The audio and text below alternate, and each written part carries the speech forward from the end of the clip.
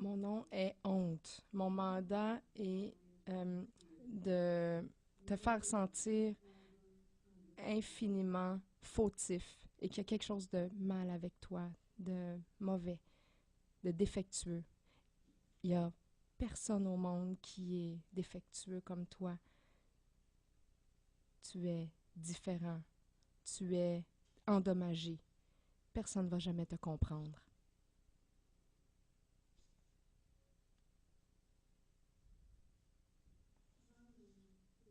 Mon nom est peur.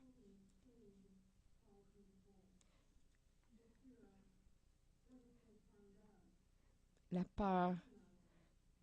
Et si il devinait comment différent je suis, comment mauvais je suis, ils ne vont pas m'aimer. Ils ne voudront plus être en ma compagnie. Je dois me cacher d'eux, cacher qui je suis. Mon nom est contrôle. Je suis une promesse de protection qui n'est pas vraie, qui est fausse. Je te guide jour et nuit à travailler pour camoufler la honte. J'ai beaucoup de déguisements et de déguisements différents.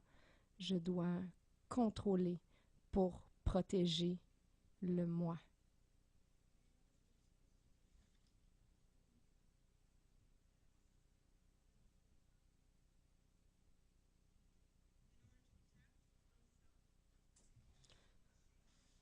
Pour se protéger de la peur, de la honte et du ridicule.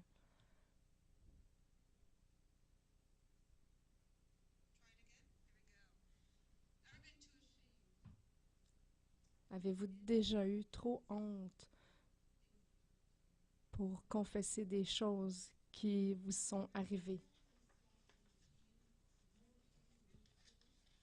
Pour se protéger de plus de peur du ridicule et de la peur d'être inadéquat. Et ça, c'est le piège parfait de l'ennemi. J'aimerais définir quelques mots. La honte, c'est personnel, c'est que l'être humain est défectueux, condamné, qui est différent, qui n'est comme personne d'autre.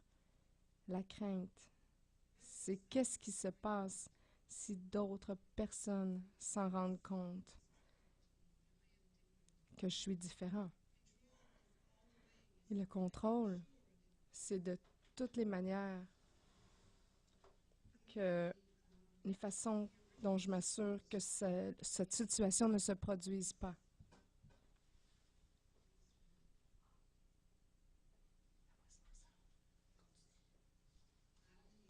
Adam et Ève.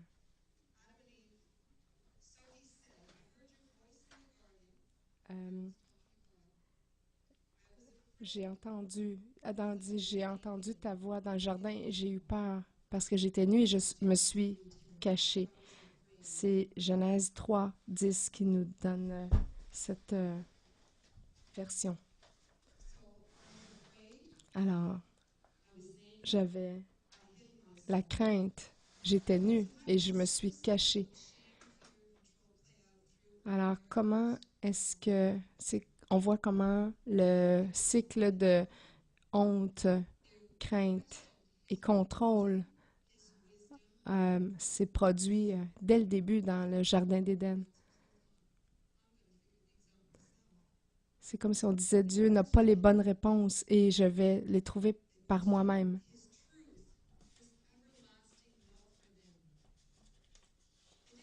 La vérité, c'est la vérité de Dieu. En fait, Adam et Ève ont abandonné Dieu. Et c'était vraiment ce qui a causé leur honte. Ils ont toujours été nus, mais le péché a vraiment ouvert leurs yeux. Ils ont vu qu'ils étaient nus.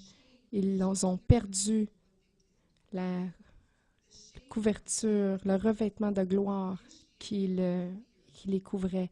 Alors, la honte de leur nudité a initié la peur. Et cette peur a amené un contrôle. Ils ont voulu contrôler leur nudité. En premier, ils se sont cachés avec des feuilles, en se disant peut-être que personne ne va comprendre, que personne ne va le voir.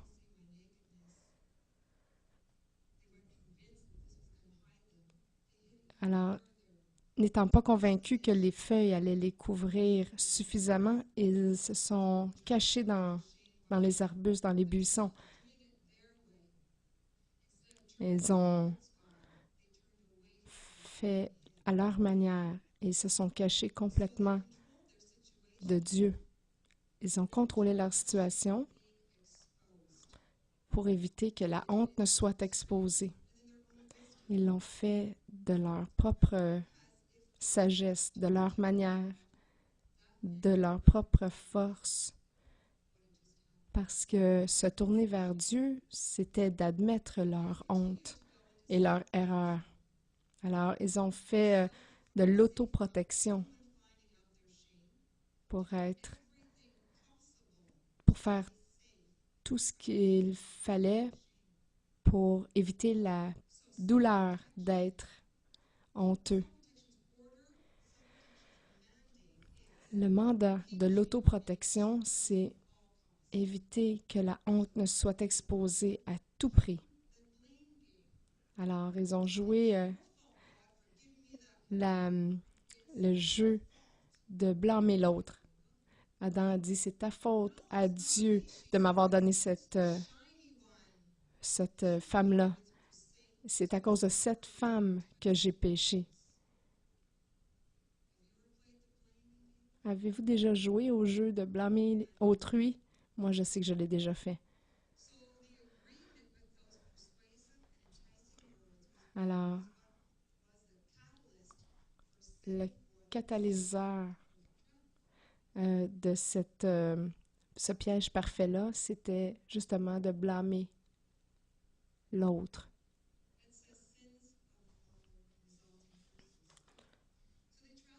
Les péchés du Père, ça traverse les lignes ancestrales. C'est sûr que, bon, on sait que le péché, c'est violer les commandements de Dieu, d'aller contre la loi de Dieu.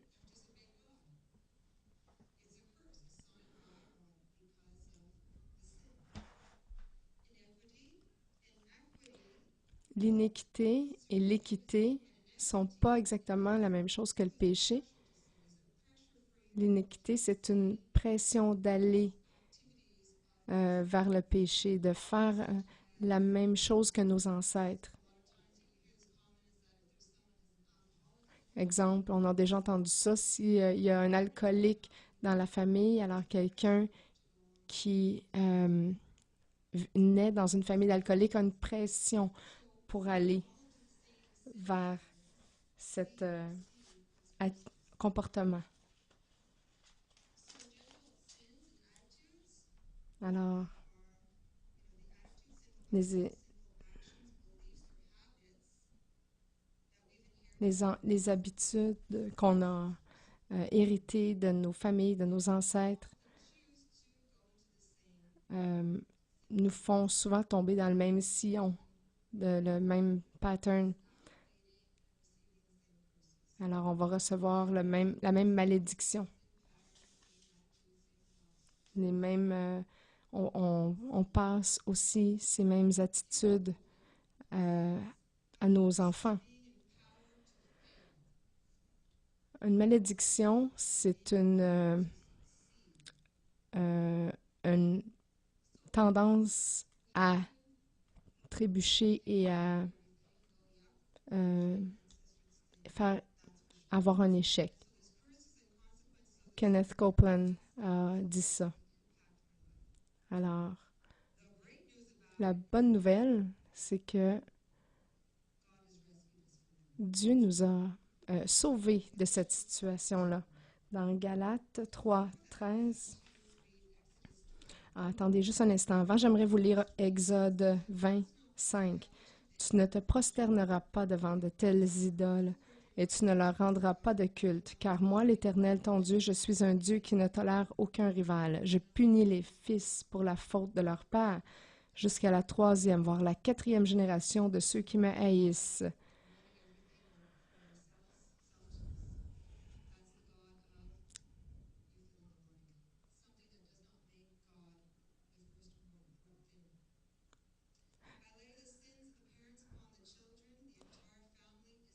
Je punis les fils pour la faute de leur père, jusqu'à la 3e, voire la 4e génération de ceux qui me haïssent. Dans Deutéronome 11, 26, 28, regarde, je mets devant vous la bénédiction et la malédiction. C'est un choix. La bénédiction, si vous obéissez au commandement de l'Éternel, votre Dieu, que je vous prescris aujourd'hui. La malédiction, si vous n'obéissez pas au commandement de l'Éternel, votre Dieu, et si vous vous détournez de la voie que je vous prescris aujourd'hui pour suivre d'autres dieux, des dieux que vous ne connaissez pas.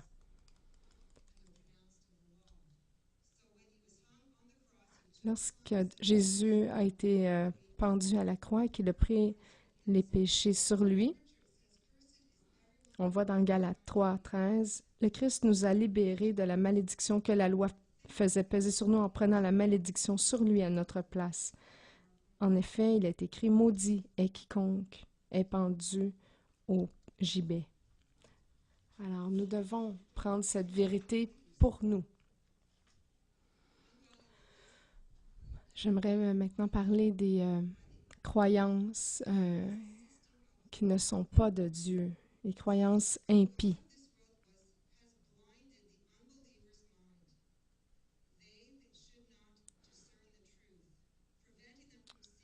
« 2 Corinthiens 4:4 Pour les incrédules dont le Dieu de ce siècle a aveuglé l'intelligence, qu'ils ne puissent discerner la vérité, afin qu'ils ne vissent pas briller la splendeur de l'Évangile de la gloire de Christ, qui est l'image de Dieu. » Alors, quelles sont les croyances impies? Ce sont celles qui sont contraires à ce que Dieu est et ce que Dieu dit. Les jugements, les attentes, les vœux qu'on fait qui ne sont pas en alignement avec la nature de Dieu. Ça peut aussi être les mensonges qu'on croit depuis l'enfance. Ils sont parfois à propos de nous, parfois à propos de Dieu. Ils sont formés par les blessures de la vie, les expériences négatives qu'on a eues ou qu'on a d'autres personnes qui nous ont dit blessés. Et les croyances qui en résultent font que ça justifie notre péché et qui nous empêche d'entrer dans notre destinée complètement. Et ça fait qu'on peut causer des blessures aux autres, perpétuer un cycle d'attente négative.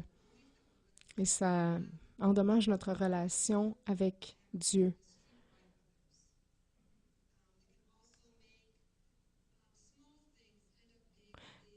Ces croyances qui ne sont pas de Dieu peuvent aussi nous faire prendre des problèmes pour des montagnes plus grosses qu'elles sont en réalité.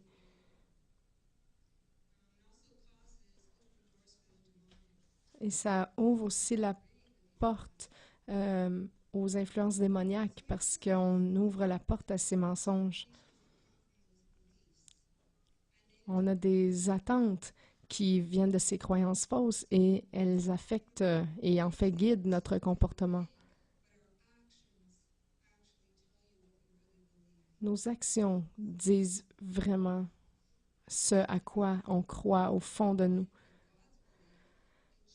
Mais lorsqu'on change notre manière de penser selon l'accord avec comment Dieu pense, ça peut renouveler notre esprit et donc changer notre comportement.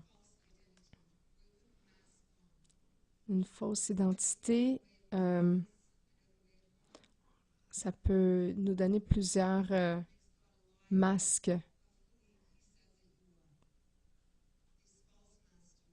On a des masques qui couvrent qui Dieu nous a créés réellement.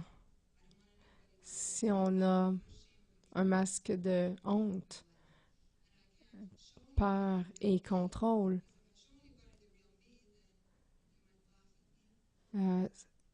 ça couvre notre vraie identité d'enfant de Dieu.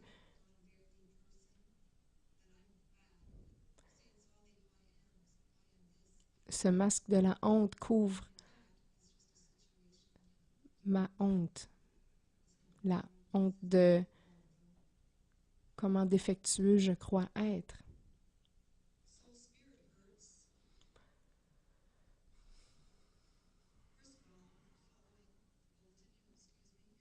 Excusez-moi si je suis pas exactement le plan que vous avez entre les mains.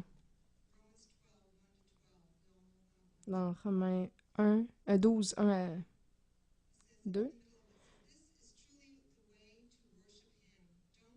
Je vous exhorte donc, frères, par les compassions de Dieu, à offrir votre corps comme un sacrifice vivant, saint, agréable à Dieu, ce qui sera de votre part un culte raisonnable.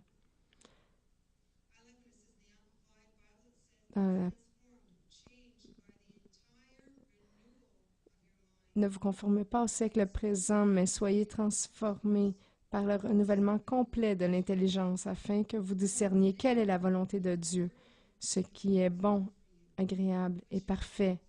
Vous allez apprendre ce qui est parfait et plaisant pour Dieu. Lorsqu'on a des croyances fausses, on ne peut pas savoir quelles sont quelle est la vérité parce que c'est caché par le masque de la honte. Alors on a toujours une guerre dans notre tête. Lorsqu'on entend ce que l'ennemi dit, c'est difficile d'entendre la voix de Dieu. Dans Proverbe 23, on dit que ce qu'un homme pense, il devient, il est. Alors on a besoin de guérison, nous, le corps de Christ, ici, son Église. Éphésiens 4, 22. On vous a enseigné à vous débarrasser du vieil homme qui correspond à votre ancienne manière de vivre et se détruit sous l'effet de ses désirs trompeurs. À vous laisser renouveler par l'Esprit dans votre intelligence, à vous revêtir de l'homme nouveau, créé selon Dieu dans la justice et la sainteté que produit la vérité.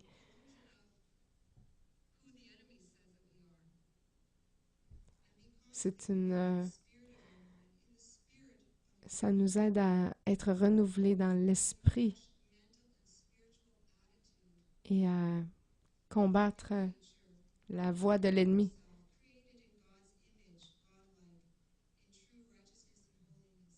D'être recréé à l'image de Dieu en toute sainteté. Mais ce renouvellement de l'esprit, ça prend du temps. Et c'est un processus, et c'est correct.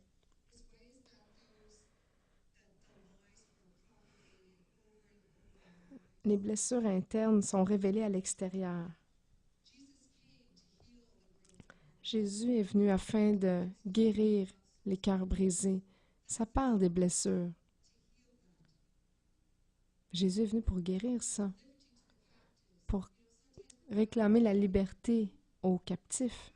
Parfois, on est captivé par des choses de la terre au lieu des choses du ciel. Et Jésus est venu afin de libérer les captifs. On doit s'approprier ça pour nous-mêmes, personnellement, parce qu'il l'a vraiment fait.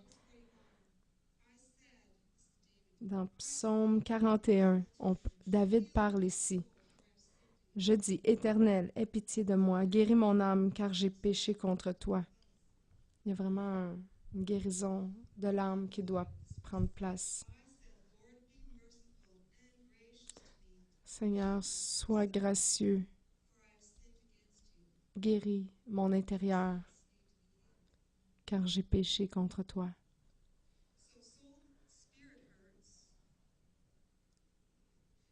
Donc, les blessures de l'âme ou de l'esprit sont à l'intérieur,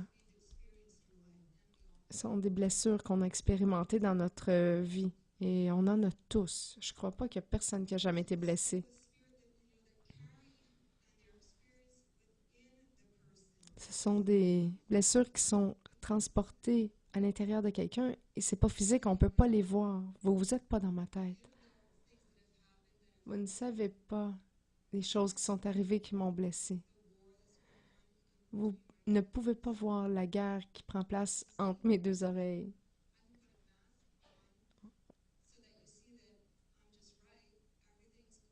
Lorsque je mets un masque, on peut voir que tout va bien, je suis bien dans ma peau, mais dans ma tête, vous voyez pas qu'il y a des flèches qui vont de part et d'autre et il y a une guerre vraiment avec des munitions, des armes.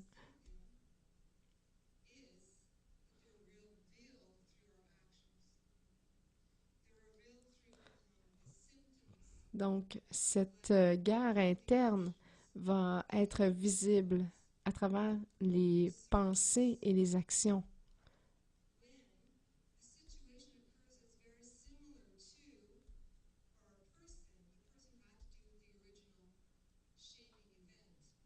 Et c'est révélé encore plus lorsque quelqu'un doit gérer cette situation qui rappelle la blessure.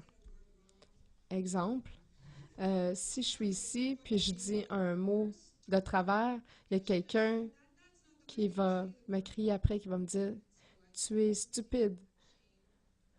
C'est pas comme ça qu'on dit ce mot-là. Alors là, ça va m'amener de la honte et ça va me causer un recul et je vais dire non, Seigneur, je suis pas prête à être ici et à remplir ma destinée. Ou lorsqu'on est dans la classe et que quelqu'un va donner un commentaire négatif, ça peut paralyser. Alors, il faut faire attention parce que ça fait surface selon les interactions qu'on a avec les gens et on doit refuser ça et reprendre contrôle de notre destinée en fait en donnant à Dieu, en regardant à Dieu. Donc, j'aimerais parler aussi que c'est une porte ouverte au démonique. Et je voudrais ici clarifier quelque chose. En tant que chrétien, vous ne pouvez pas être possédé du démon parce que vous êtes possédé par l'Esprit Saint. Donc, c'est impossible. Par contre, on peut avoir une oppression, une poussée à aller vers une voie qui n'est pas de Dieu. Parce que les démons sont autour et ils veulent nous tourmenter afin de nous empêcher de remplir la destinée que Dieu a pour nous. Dans votre bulletin,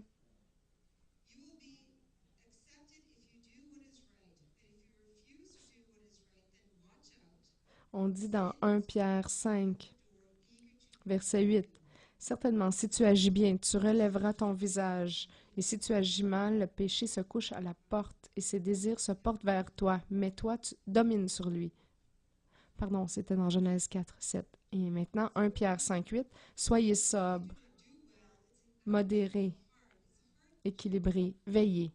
Votre adversaire, le diable, rôde comme un lion, rugissant, cherchant qui il dévorera.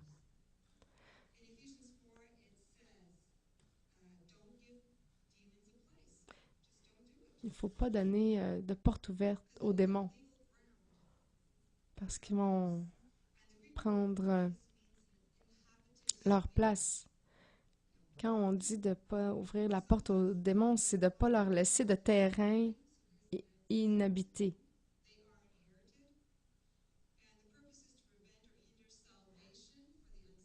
Et le rôle des démons, c'est d'empêcher les enfants de Dieu de découvrir leur vraie identité et pour les chrétiens, c'est de les empêcher de maturer.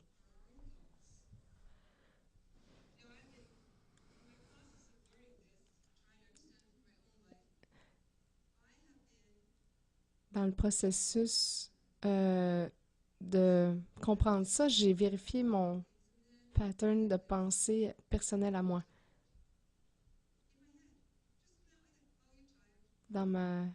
Je me suis regardée penser. Et à un moment donné, je me suis levée et j'ai entendu « Je suis fatiguée ». Et là, j'ai réalisé tout à coup que je n'ai pas vraiment fatiguée. Et là, j'ai réalisé que c'était pas une pensée qui venait de Dieu et c'était un mensonge. Ça nous aide à... En fait, ça nous empêche de réaliser le plan de Dieu pour nous aujourd'hui.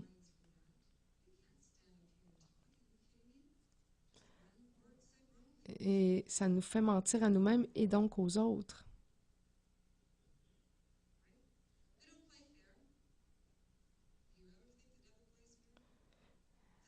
Le diable, là, il ne joue pas de façon juste.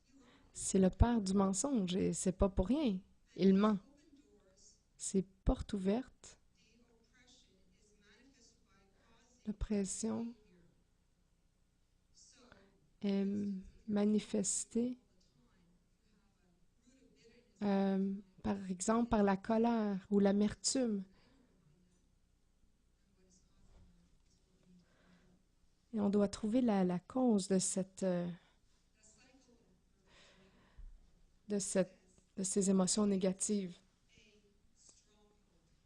Le cycle du piège parfait, ça crée une forteresse de, de déception.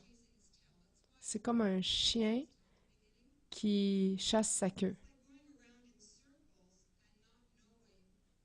C'est comme aller en rond, sans but, sans réussir à atteindre le but. Lorsque le chien attrape sa queue, il la croque, mais là, ça fait mal. Et ça n'arrête jamais, parce qu'il ne peut jamais enlever sa queue complètement. C'est comme dans une petite roue de hamster et pas savoir comment débarquer. Et ce cycle de honte, crainte et contrôle fait vraiment une forteresse illusoire.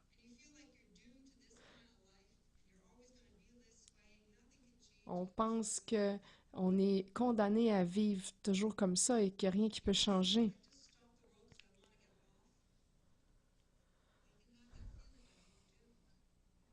Vous pourriez avoir cette impression d'être condamné et de ne pas pouvoir changer votre vie.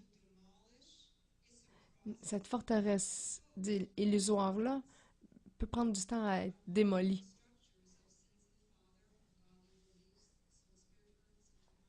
C'est composé de croyances fausses qui nous amènent à une fausse identité, qui sont composées de blessures de l'âme, de l'esprit et qui sont aussi... la forteresse, elle est solidifiée par des portes ouvertes à l'influence des démons. Mais pour s'en sortir, on doit avoir un renouvellement, on doit être renforcé dans notre identité et on doit être renouvelé dans notre esprit pour avoir la force et le courage de tenir contre l'ennemi et poursuivre le combat pour s'approprier le salut de Christ et chasser l'ennemi. C'est la liberté. Je voulais aussi clarifier la culpabilité versus la honte. La culpabilité, ça vient de quelque chose qu'on fait, une action qu'on a fait. Je me sens coupable d'avoir volé ce biscuit ou je me sens coupable d'avoir blessé cette personne-là. Mais la honte, ça c'est vraiment à l'âme. C'est l'identité de la personne qui est menacée. Ça cause à personne à agir différemment, comme de crier parce qu'elle a peur de perdre le contrôle, crier après son mari. Ça nous fait agir vite pour couvrir la honte et ça nous donne pas le temps de penser à avoir la paix de Dieu avant. Et ça nous fait agir de façon malsaine. Et vu qu'on s'attend à échouer, on ne peut pas s'attendre à la réussite et à avoir une vie agréable.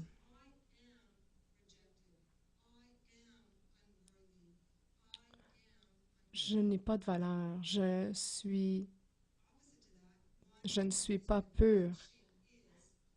Et un vous sans honte, c'est une personne définie par son identité en Christ, qui n'est pas agitée par la crainte et le désir. Ils ne sont pas désappointés dans leur espérance, dans leurs attentes. La honte vient à travers la lignée ancestrale et ça peut être là, en dormance, jusqu'à temps qu'il y a un événement dans la vie qui réveille ça. On peut avoir honte par des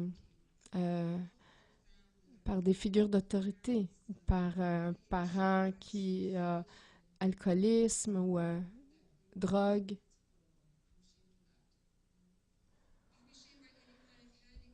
On peut être honteux par des handicaps. Par exemple, j'étais vraiment pas très bonne en mathématiques. Alors, lorsqu'il y avait une question mathématique, je me cachais parce que je voulais pas que les gens rient. Et la source de la honte peut rester cachée jusqu'à ce qu'on aille à l'école ou qu'un événement traumatique arrive, comme être abusé sexuellement ou un viol ou quelconque événement dramatique. Ça cause notre identité de changer et ça nous fait dire « je suis défectueux ».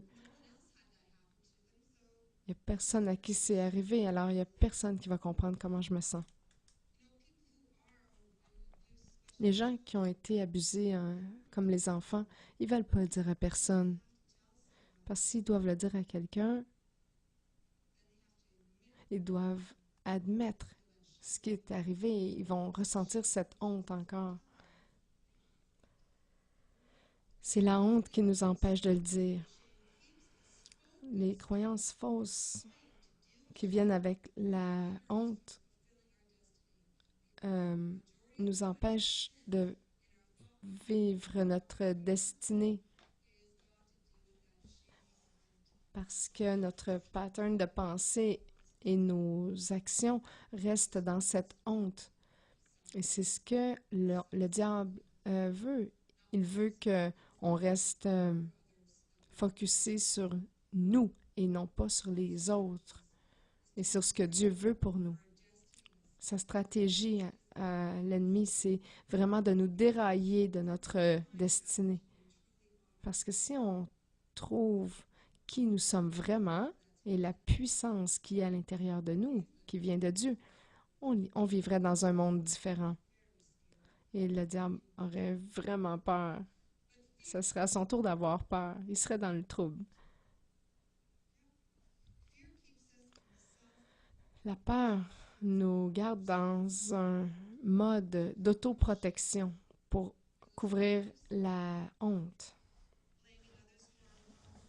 Blâmer les autres pour nos problèmes. Critiquer les autres.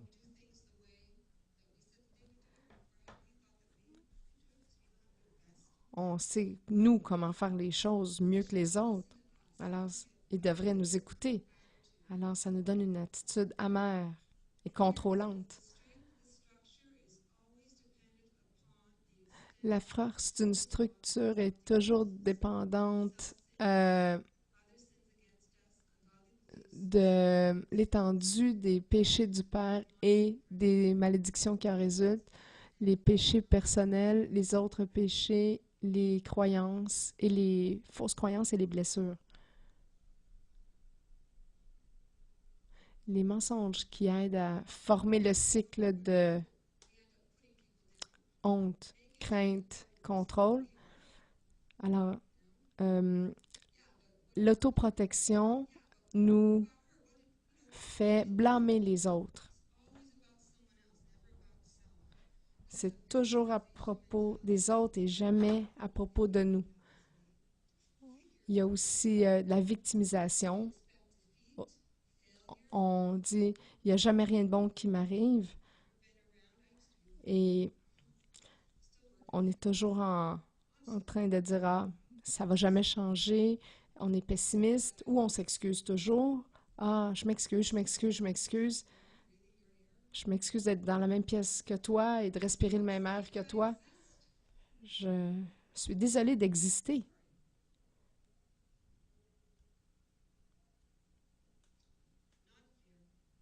C'est pas juste. Le monde est pas juste. Tout m'arrive toujours à moi. Aussi, vous pourriez éviter les conflits ou éteindre les conflits pour pas jamais que les gens sachent exactement qui vous êtes. Il peut y avoir de la jalousie aussi. Il y a toujours quelqu'un qui veut prendre votre portion, votre pointe de tarte. Mais savez-vous quoi? Il y a beaucoup plus de tarte que vous pensez. Dieu est illimité. Mais on pense toujours que quelqu'un veut avoir notre portion. Alors on sort les fourchettes en armes. On ne voit pas qu'il peut y avoir une situation gagnante pour tous. Win-win. Ça dit, si à cause de mes blessures qui n'ont pas été guéries et ma basse estime de moi, je dois être le centre d'attention, alors que vous pouvez voir que je suis correcte et il n'y a rien de mauvais avec moi, dans moi, en moi. Le contrôle dit, vous allez pas, vous pouvez pas prendre ma place, jamais. Dans l'Église, dans le monde ici, il y a du territorialisme ici. C'est mon territoire. C'est Mon église du dimanche, mon école du dimanche, ça fait 20 ans que je fais ça. Personne d'autre va le faire. C'est ma chaise. Lève-toi. C'est mon micro.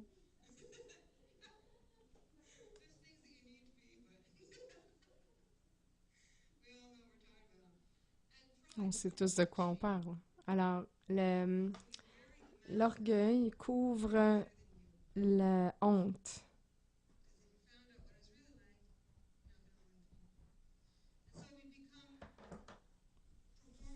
On devient axé sur la performance. Je dois faire ça, ça, ça. Il faut que je fasse tout ça, tout aligner mes choses, alors vous allez savoir que je suis correct. Le problème avec ça, c'est qu'on n'est jamais satisfait. Jamais. Parce que l'opinion de l'homme change. L'opinion de Dieu ne change jamais.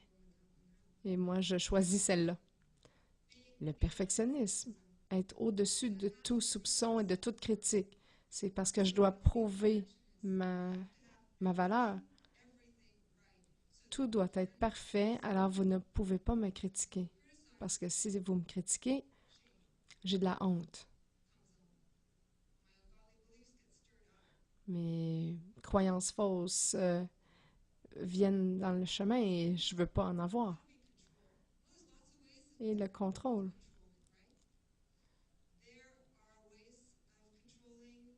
Il y a des manières de contrôler et ce que ça fait, c'est que la croyance, c'est que vous ne pourrez pas voir qui je suis. Il y a du contrôle passif, comme les gens qui disent rien. Il y a les manipulateurs qui reformulent afin qu'on ne puisse pas comprendre ce qu'ils disent.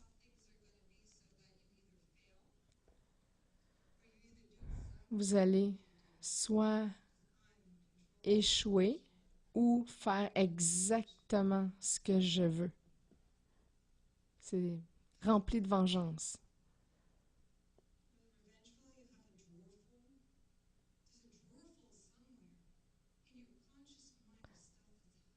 Il y a les gens qui sont axés sur la vengeance ont un tiroir rempli de faits qui sont arrivés et qui veulent se venger de ça.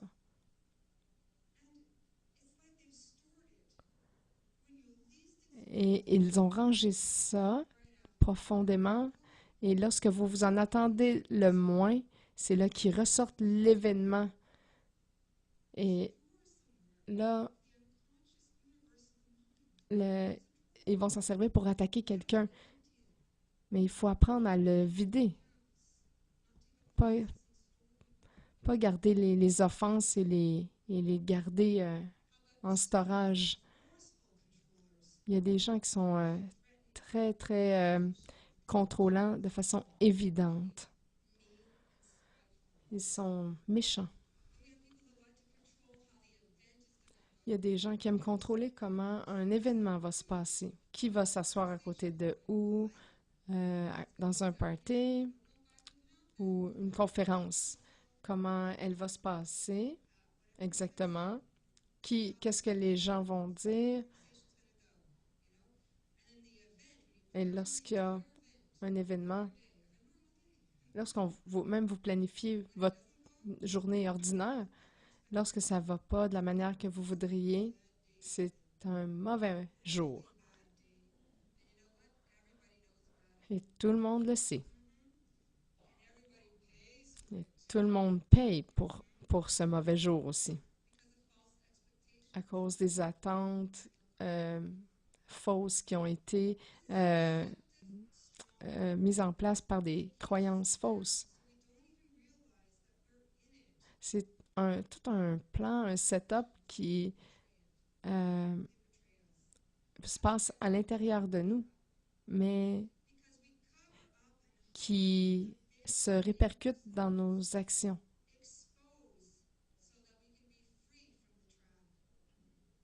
C'est pour ça que j'appelle ça le piège parfait. Ça nous empêche d'aller vers le Père, qui pourrait avoir, où on pourrait recevoir du pardon, et de recevoir justement ce pardon de Dieu qui guérit. On est vraiment aveuglé par ce piège parfait. Lorsque le cycle continue, ça se transforme en honte, peur et contrôle. Le cycle continue au cours des années et notre vraie identité de qui nous sommes est de plus en plus étouffée. Les Écritures nous disent que l'ennemi vient pour voler, détruire et tuer.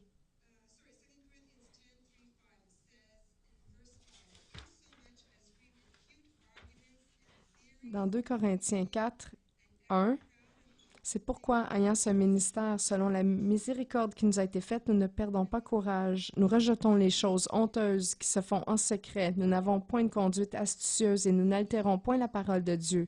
Mais en publiant la vérité, nous nous recommandons à toute conscience d'homme devant Dieu.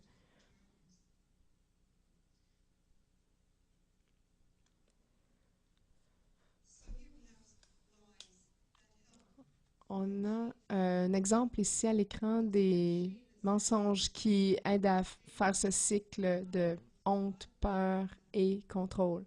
Je suis la honte, je suis une erreur, je suis défectueux, je suis mauvais. Ça dit je suis nu. La peur, ils vont trouver qui je suis.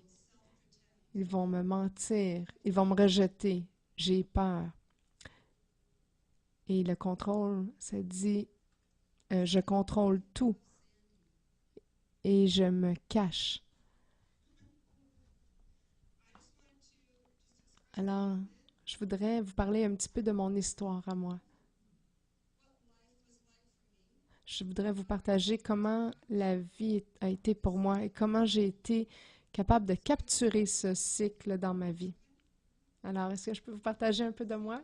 C'est correct avec vous? Alors, je nous donne 10 minutes.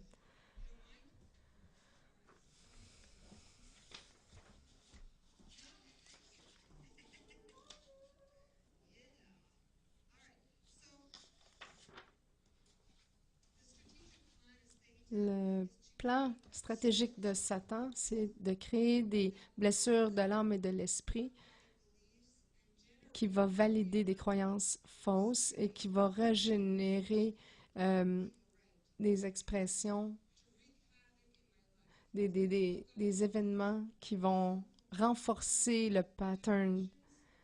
Alors, on a des patterns générationnels des ancêtres qui m'amènent sur une certaine voie, qui ouvre la voie à l'oppression démonique. Alors là, je voulais vérifier, regarder ma vie afin d'examiner ça. Alors, je ne voudrais pas toute ma vie, là, parce qu'il y a plusieurs choses, mais je vais vous parler, je vais vous donner un échantillon afin que vous puissiez comprendre ce cycle pour vous-même. Et vous pourrez examiner votre vie et vous libérer de ce cycle et entrer dans la destinée que Dieu a pour vous. Alors, on commence. Vous savez, l'expression dit tel père, telle fille. Je vais vous parler un petit peu de l'histoire des péchés de mon père.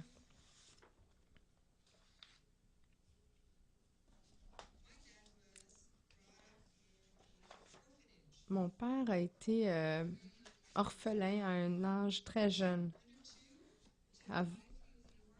de 1 an et demi peut-être à 5 ans. Il a été avec des sœurs et lorsqu'il avait 15-16 ans, il a été avec des frères.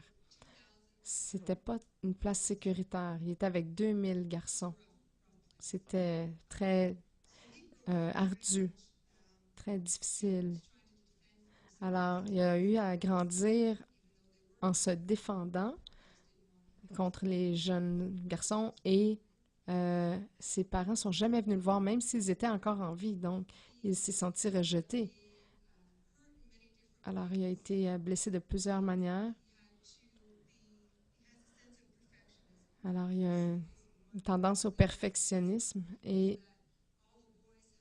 je crois que ça vient du fait que les garçons devaient euh, dormir du bon côté du lit, sinon ils mettaient une souris dans leur lit qui allait les mordre.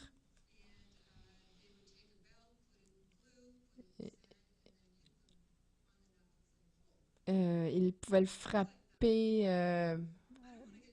mais il y avait de l'abus. Je voudrais pas vous donner trop de détails, mais il y avait beaucoup d'abus. Alors, il y a eu beaucoup de croyances fausses qui ont découlé de ça.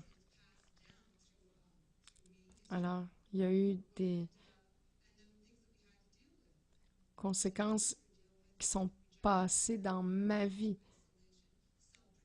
parce qu'il a eu beaucoup à gérer l'isolement, l'autoprotection. Alors, la manière qu'il nous a élevés a reflété ça. Alors, mon père était très perfectionniste. Mais là, maintenant, je comprends pourquoi. Alors, j'ai beaucoup de grâce et de compassion envers lui.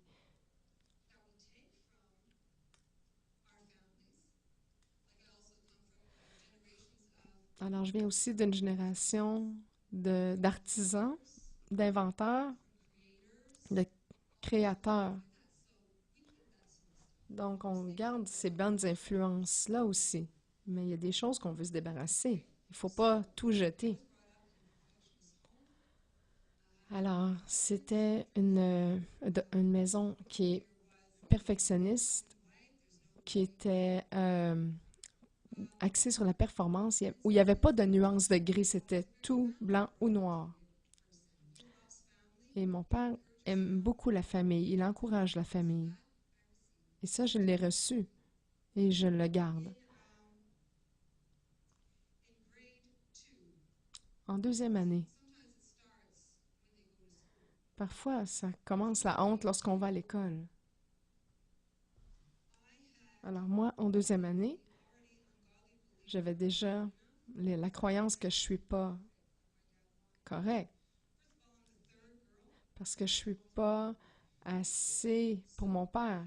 Je veux juste vous dire, pour commencer, que j'aurais dû être un garçon parce que je suis la troisième fille et j'aurais dû être un gars.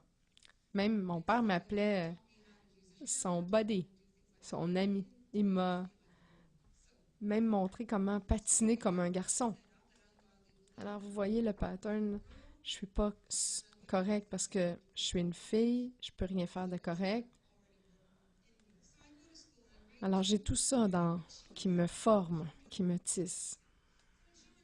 Alors, vous avez déjà eu une petite compétition de euh, vois et dis ce que c'est. Alors, moi, je suis très créative. Alors, j'ai pensé apporter un oiseau mort à l'école. Et j'ai pensé apporter cet oiseau-là qui, ce matin-là, avait rentré sa tête dans la fenêtre de la cuisine. C'était un bel oiseau, c'était comme un pic-bois et il y avait beaucoup de couleurs. Donc, je l'ai mis dans une boîte à souliers. Et lorsque j'ai ouvert la boîte à l'école, le professeur a dit non, non, non, ça va dehors.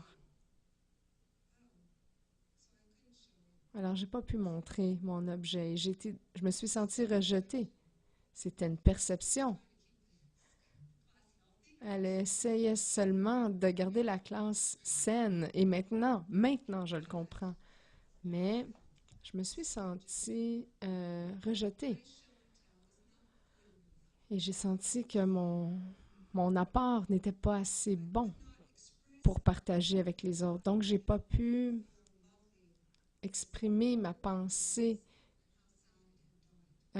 comment je trouvais cet oiseau-là beau et comment c'était triste, la manière dont il était décédé. Alors, en troisième année, je veux juste vous montrer comment ces choses sont générées dans nos vies. En troisième année, j'avais une tuque de laine et il y avait un nœud dans ma tuque. J'ai pas pu le défaire. En conséquence, je suis la seule dans le corridor et mon professeur ne voulait pas m'aider à enlever ma tuque. Alors, pourquoi pas voulu m'aider? Ça doit être parce qu'il y a quelque chose de mal avec moi. Et là, je suis allée voir le directeur. Il a essayé d'enlever ma tuque et il n'a pas pu l'enlever parce qu'il n'y avait pas d'ongle. Je suis allée voir la secrétaire. Elle l'a défait. Je suis allée dans ma classe et mon enseignante me regarde et dit, « Qu'est-ce que tu fais ici? » Et j'ai dit, « Je viens d'enlever ma tuque. » Alors, comment t'as enlevé ta tuque? Et là, j'ai dit, ben, le directeur m'a aidé. Et là, elle a dit, le directeur t'a aidé. Alors, elle est partie à rire et toute la classe a ri avec elle. Alors, j'étais là debout, me sentant vraiment rejetée, honteuse, sans valeur. Alors, à partir de ce moment-là, tout ce que j'ai fait pour cette professeure-là a été vraiment rejeté de ce professeur-là. Il n'y avait rien que je pouvais faire de bon. Alors, la peur d'être prise à faire quelque chose de mal me faisait craindre. Alors, comment j'ai fait pour contrôler cette situation-là? J'étais heureusement grande pour mon âge, donc j'avais l'air d'une dure à cuire.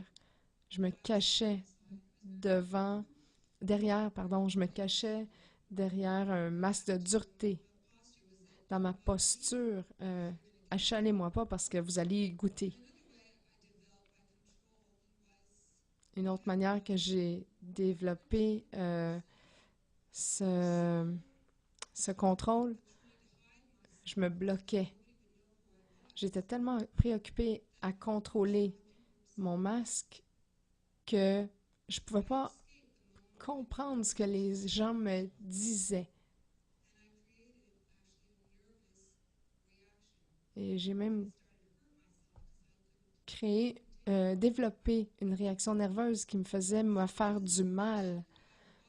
Parce que j'étais très sensible derrière ce masque-là. J'avais beaucoup d'amour dans mon cœur. J'ai eu même des brûlements d'estomac. Et pendant 2 ans, j'ai eu des brûlements d'estomac qui... ça s'est terminé en appendicite qui a éclaté. Alors, il y avait encore quelque chose de mauvais avec moi. J'ai perdu des amis parce que j'étais trop souvent à l'hôpital. Alors, j'ai manqué 1 an d'école. Et ça, c'était un plan de l'ennemi, de tuer, voler et détruire le plan de Dieu pour moi. J'aurais pu mourir sur la table.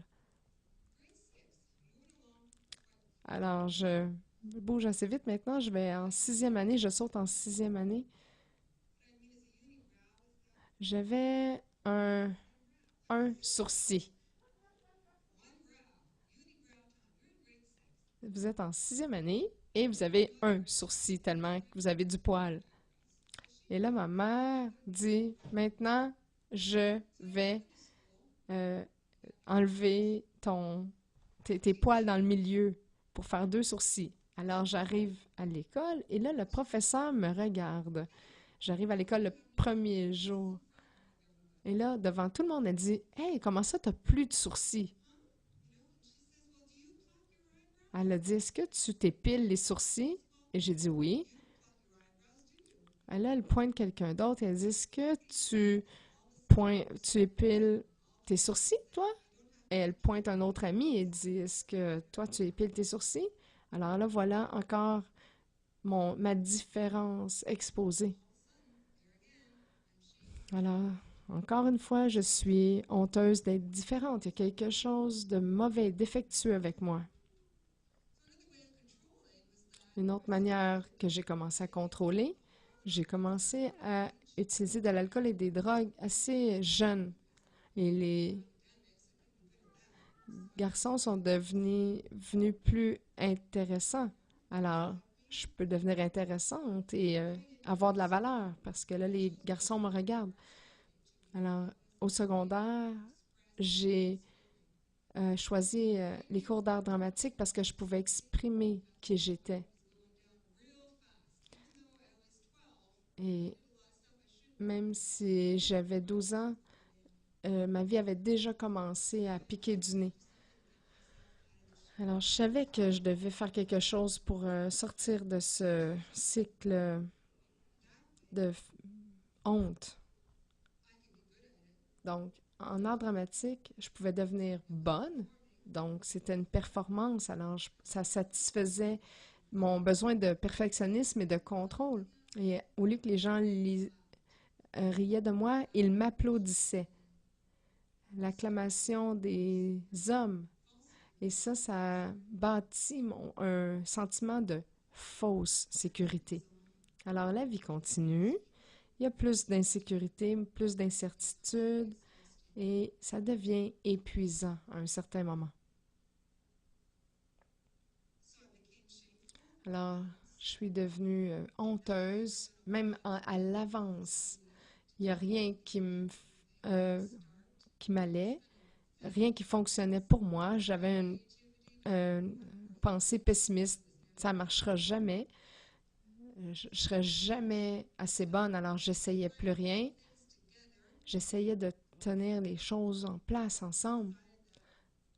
Alors j'ai décidé que porter un masque pour me cacher, c'était la solution.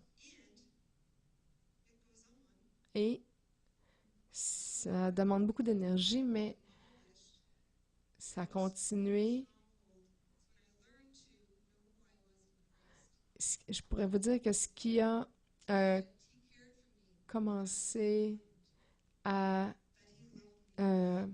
détruire ce plan, cette stratégie-là, c'est quand je me suis identifiée à Christ, quand j'ai réalisé que Dieu était content de qui j'étais en Christ, que j'étais sa fille bien-aimée, qu'il l'aimait, que j'avais ma sécurité en lui. Je n'avais pas à me cacher parce que lui, il m'a créé uniquement tel que je suis. Au lieu d'être uniquement défectueuse, j'étais créée parfaite à son image, qu'il m'aimait tellement que peu importe ce qu'il y avait en moi, il m'aimait tellement que lorsque je pleurais, il pleurait, lorsque j'étais blessée, il était blessé lui aussi, et qu'il voulait juste me guérir. J'ai dû lui montrer mes blessures. Je lui ai montré où je me sentais honteuse. J'avais exposé cette honte à lui et à d'autres qui étaient prêts à m'aider à guérir mon passé. J'ai appris comment restaurer mon esprit par la parole de Dieu, comment c'est devenu actif et vivant dans ma vie. Et lorsque mon esprit n'allait plus vers le mode d'autoprotection anti-honte, c'était plutôt de tendre mon oreille vers la vérité de la parole de Dieu, de ce que Dieu dit de moi, comment je suis merveilleusement créée à son image.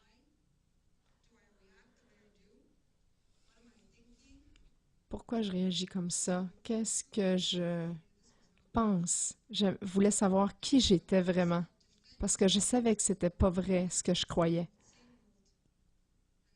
Et je voulais pas retourner dans les vieux patterns. Je voulais plutôt me retrouver dans sa présence et être recouverte de la gloire de Dieu. Voilà, pour que ma nudité ne soit plus exposée. Je voulais être couverte par les plumes de ses ailes, revêtue de lui.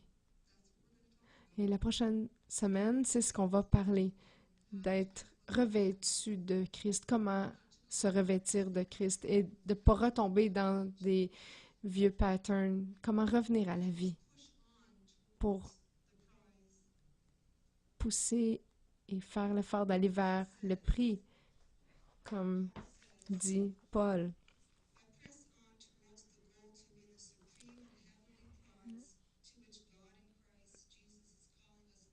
Ce n'est pas mon objectif, on voit dans Philippiens 3:10, verset 12,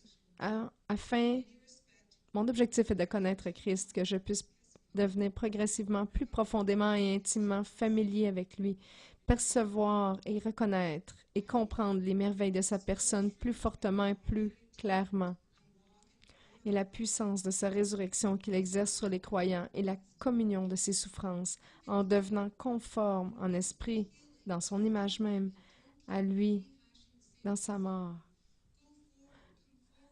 Alors, cessez d'aller dans le passé, allez vers l'avant, marchez dans qui vous êtes en Christ. Et lorsque ces petits renards vont venir, vous allez pouvoir vous défendre. Dans le nom de Jésus, allez-vous-en, je suis guéri maintenant, parce que nous sommes le peuple de Dieu. Nous relâchons sa gloire. Nous devons être guéris alors que nous puissions étendre cet amour qui guérit autour de nous, aux gens qui sont blessés. Au lieu de dire « Ah, moi. » Soyons guéris afin de pouvoir exprimer cet amour de Dieu aux autres. Je suis désolée d'avoir pris plus de votre temps. Et j'ai entendu un commentaire qui dit « Ne t'excuse pas » et « Merci, madame ». Alors, levons-nous pour prier ensemble.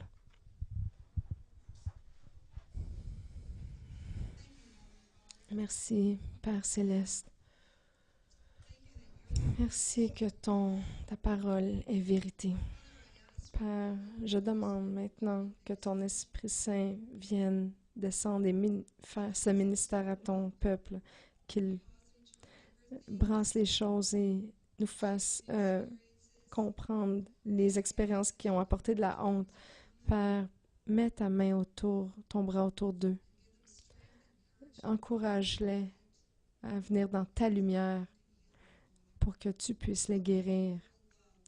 Que ton amour puisse pénétrer profondément jusqu'aux racines et guérir.